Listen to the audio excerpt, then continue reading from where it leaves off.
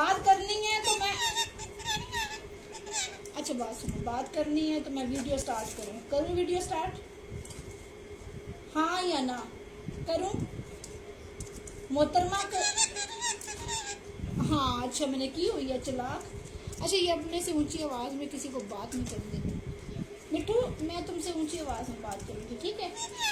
हाँ तो देखते हैं ज़्यादा किसकी ऊंची आवाज़ है, ठीक है? तुम्हारी या मेरी? बस कर दो बस है, बस चुप।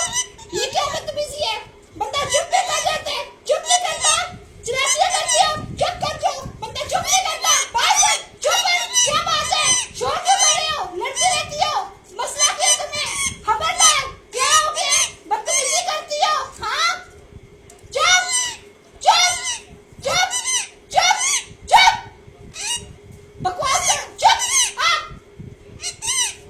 तुम होगी ना, तुम चलाकी करने की जरूरत नहीं है मेरे साथ। ये गुस्सा ना किसी उस बात को दिखाओ, मुझे ना दिखाना, मुझे गुस्सा ना दिखाना, बस चुप, मोड़ा पता ही ना, मैं मुंह पर नहीं छोड़ सकूं, चुप बस चुप। अच्छा सॉरी,